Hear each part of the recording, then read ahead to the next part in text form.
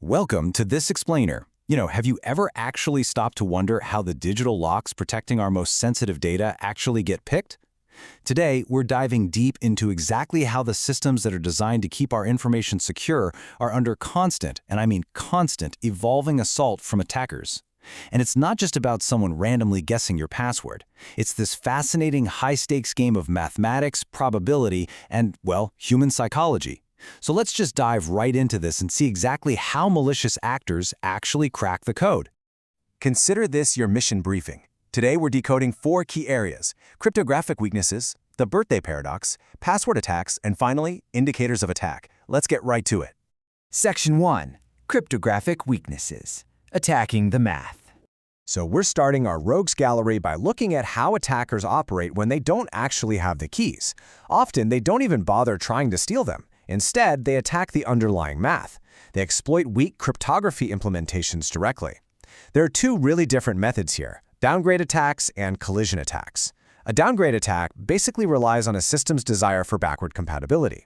The attackers essentially force the system to roll back from a strong, modern algorithm down to an older, much lower quality one, like going from TLS 1.3 back to TLS 1.0, or from AES down to DES. It's honestly like tricking a high-tech laser security system into accepting a flimsy, decades-old fake ID.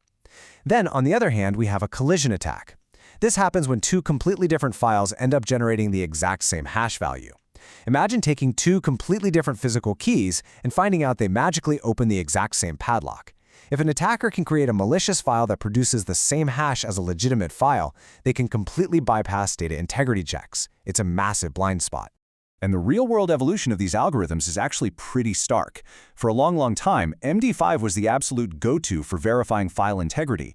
But today, it's considered actively harmful because of its really low collision resistance. It is just way too vulnerable to threats like rainbow tables and pre-image attacks. And here's the thing: because perfect hashing is mathematically impossible thanks to all the unknown variables involved in creating hashes, our only real defense is collision resistance. That's exactly why government agencies and the private sector completely shifted to modern standards like SHA-2. Designed by the NSA and published by NIST, the Secure Hash algorithm family actually provides the robust collision resistance we absolutely need to keep modern data safe. All right, moving on to Section 2, the birthday paradox, mind-bending math. Now, before I show you how this mathematical concept actively breaks cryptography, I have a quick question for you. In a completely random group of people, how many individuals do you think you need in a room to have a 50% chance that 2 of them share the exact same calendar birthday? Knowing there are 365 days in a year, you'd probably think you need a massive room full of people, right? So, what's your guess? It's just 23. Seriously? That is not a typo. With literally only 23 people in a room, you already hit a 50% probability that 2 of them share the exact same birthday. But wait, it gets crazier. If you bump that number up to just 57 people, you hit a massive 99% probability of a match.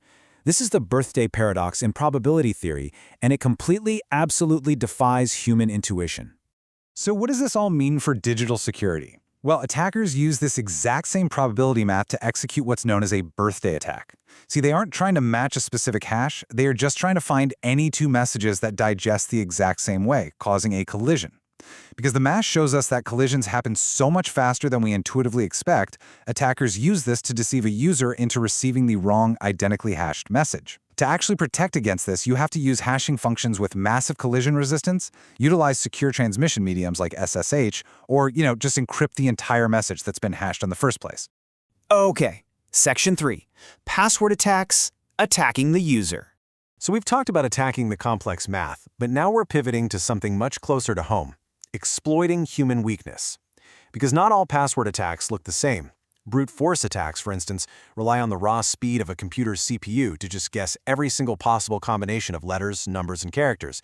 It is fast, it is incredibly loud on a network, and honestly, it can take hours, days, or even years, depending on how complex the password is. But then, by contrast, you have password spraying. This is the low and slow method. Instead of aggressively attacking one single account and instantly triggering a security lockout, spraying is super stealthy. It's specifically designed to fly right under the radar of automated defenses.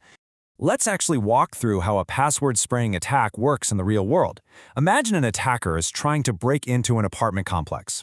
A brute force attack would be like standing at door number 1 and aggressively trying 10,000 different keys until the building manager hears all the noise and kicks them out. That's your account lockout.